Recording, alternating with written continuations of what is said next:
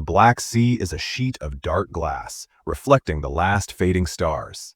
Inside the naval quay of Sevastopol, the water laps gently against the gray hull of a Russian BK-16 fast assault boat. The vessel is silent. Its crew is likely asleep in their bunks, or brewing the first tea of the morning, wrapped in the false comfort of the most heavily defended harbor on Earth. To the Russian command, this morning is routine. They believe they are protected by an invisible wall of radar waves, missile batteries, and layered air defense. They believe that Sevastopol is untouchable.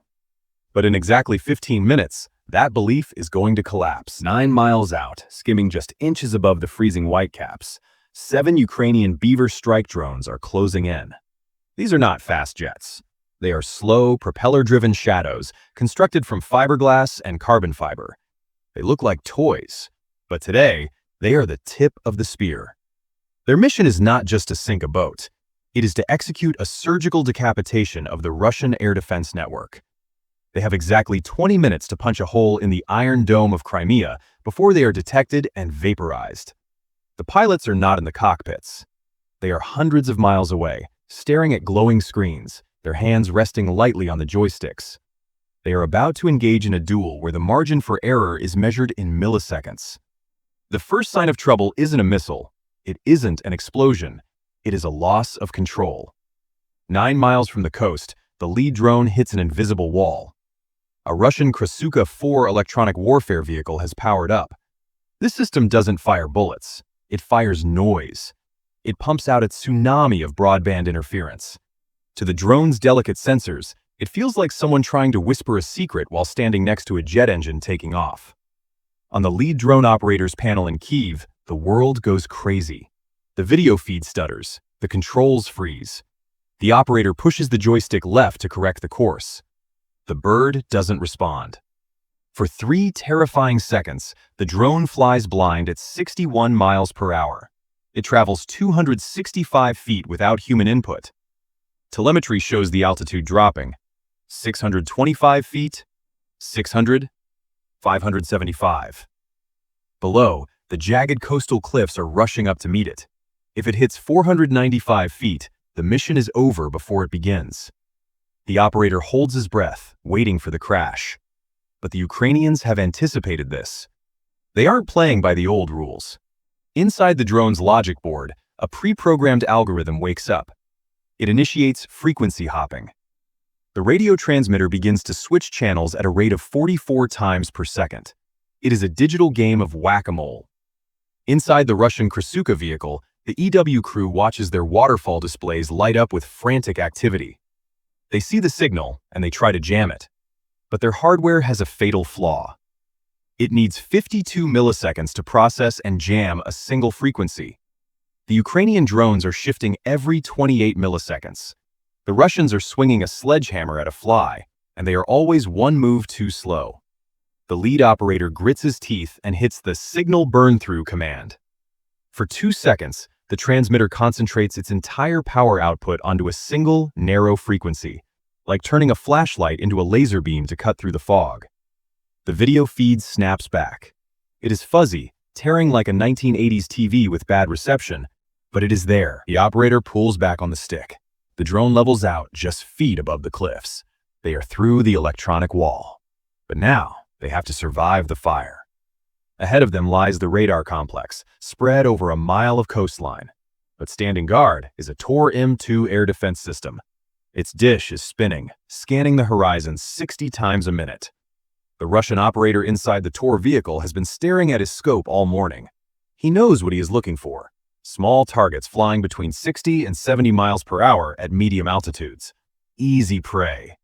But his screen is empty. He sees only the static of ground clutter and the false echoes of trucks moving on the coastal highway. He doesn't see the drones. Why? Because the Ukrainian drones are flying nap of the earth, below 100 feet. At this altitude, the laws of physics blind even the most modern radars. Every radar pulse sent out bounces off the ground, the trees, and the rocks, returning a massive echo that floods the receiver. It's like trying to spot a firefly while staring directly into the high beams of a truck. The glare hides everything. To cope with the clutter, the Russian operator switches to MTI, Moving Target Indicator, mode. He tells the computer, ignore anything moving slower than 30 miles per hour. He assumes a drone would be faster. The Ukrainian operators know this. They cut the throttle. The drone formation slows to 25 miles per hour. They become invisible ghosts. Too slow to trip the MTI filter, but still too fast to be mistaken for a parked car. These tactical games are driving the Russian troops crazy. Every defense they put up is instantly countered by a change in behavior. But then, the terrain forces a split-second decision. Cutting across the valley ahead is a set of high-voltage power lines, hanging at a height of 90 feet. Hitting them means instant catastrophe.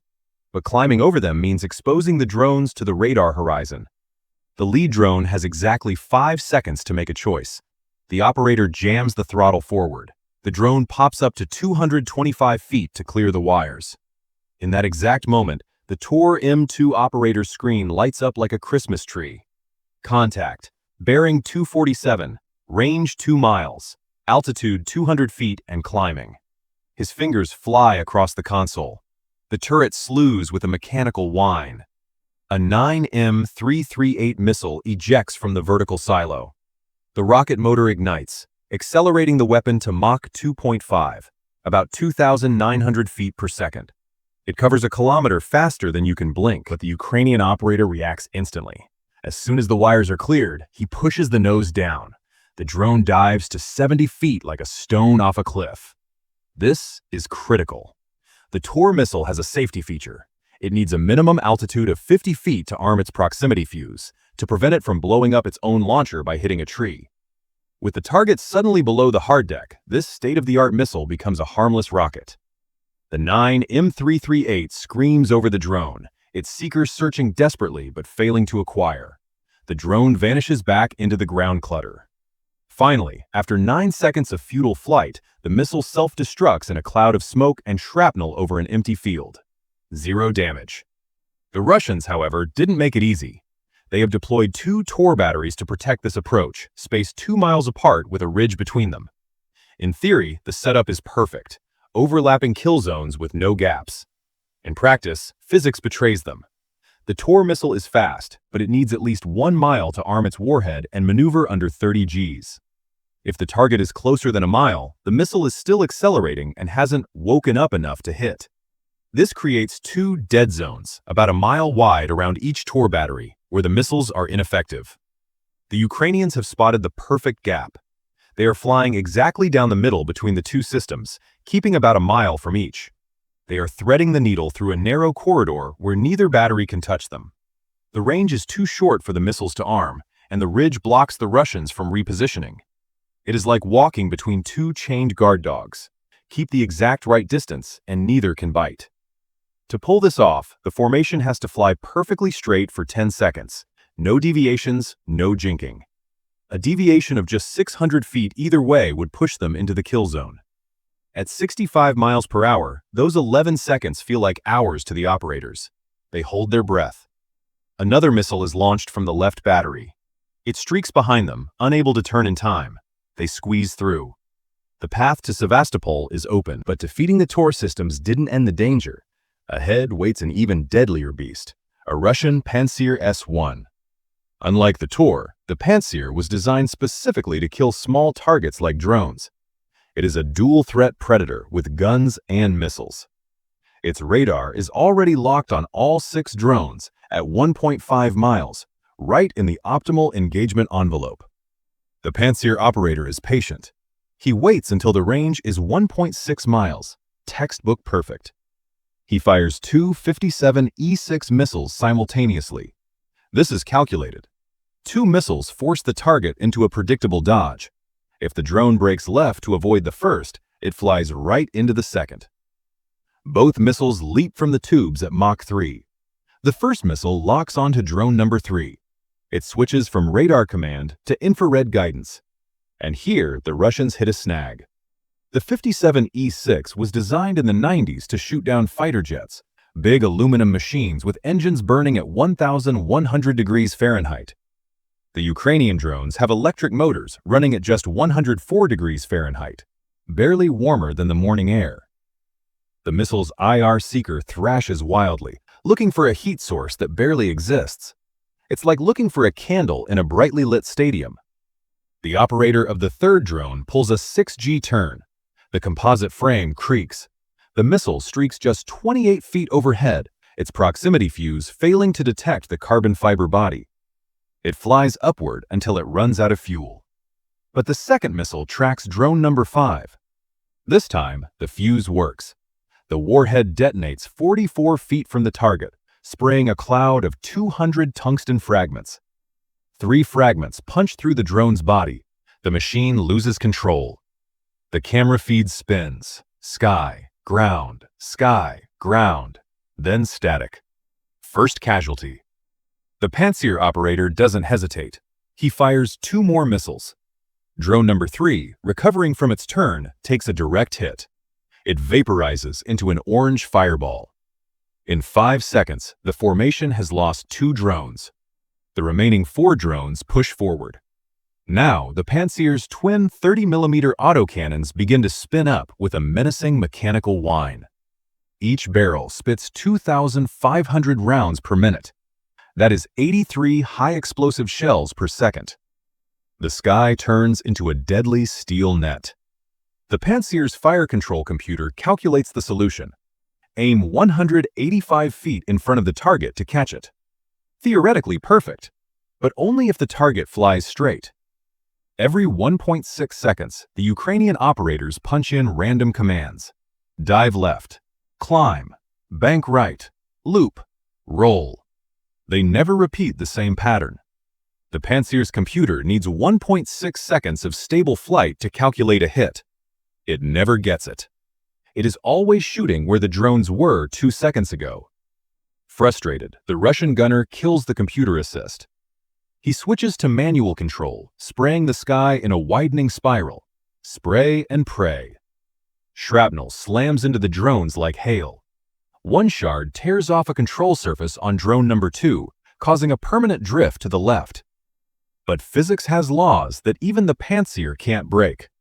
As the range drops to 1,600 feet, the drones dive to just 33 feet above the treetops. At that altitude and range, the Pantsir's guns cannot depress below 7 degrees without shooting their own vehicle. Simple trigonometry saves the mission. The drones enter the dead zone. They fly right over the helpless giant. The guns fall silent. The last line of defense is manual. 3 Russian soldiers armed with Igla manpads have been hiding behind concrete barriers. The squad leader powers up the launcher. The cooling unit hums, chilling the infrared seeker with liquid nitrogen to negative 290 degrees Fahrenheit. This extreme cold is needed to pick up the slightest heat difference. He aims at the lead drone. He waits for the solid lock tone. Chirp. Silence. Chirp. He hears only weak, dying signals. When the drone flies over the water, which retains heat from yesterday's sun, the 104-degree engine blends in completely, invisible. When it crosses the land, a weak contrast appears. The Igla was built to shoot jets with 600-degree exhaust ports. These drones only whisper their thermal presence. Desperate, the soldier fires anyway, hoping the proximity fuse compensates. The missile pops out. The seeker spirals frantically, chasing thermal mirages caused by the morning temperature inversion, pockets of warm air sitting on top of cold air. The missile chases a ghost heat signature and splashes into the water 151 feet from the drone, unnoticed. The other 2 soldiers lower their launchers. They know it's over. They can only watch as the drones line up on the radars. 6:15 hours. The lead drone closes on the P-18 TAC early warning radar. This system gives Sevastopol a 15-minute warning of any attack. Impact. The shaped charge detonates. The copper liner transforms into a jet of plasma, moving at 6 miles per second. The antenna is obliterated. Sevastopol is now deaf. 25 seconds later, the second drone strikes the Nebo-U surveillance radar. This is a jewel of Russian technology, capable of tracking stealth aircraft from 370 miles out. Every Russian soldier within 500 yards opens fire with rifles, but hitting a 65-mile-per-hour target is like throwing rocks at a bird. Impact. The phased array turns into expensive scrap metal. Sevastopol is now blind. The third drone, fighting its drift, hits the 96L6E cheeseboard radar, the brain of the S-400 battery. With its destruction, 34 missiles worth $500 million become useless lawn ornaments, unable to track or fire. With the eyes gouged out, the last drone heads for the harbor. The BK-16 patrol boat is waiting. This vessel hunts Ukrainian special forces. It is a rapid reaction asset armed with grenade launchers. Sentries on deck open fire, tracer rounds skipping off the water. It doesn't matter. The drone slams into the hull amidships, just below the waterline. Boom. Catastrophic damage. The boat lists, takes on water, and begins to sink. In just 15 minutes, Ukraine has torn a hole in one of the most fortified air defense networks on the planet. They didn't win with better missiles. They won with cheaper drones, smarter math, and a ruthless understanding of physics. Radar was blinded. Guns were trapped by geometry. Computers were overwhelmed by chaos. This attack didn't just sink a patrol boat, it cracked the door open for everything that comes next. And once a fortress realizes it can bleed, it never feels safe again. So the real question is this: was this a failure of Russian technology? Or the moment Ukraine rewrote the rules of modern air defense warfare? Tell me what you think in the comments below.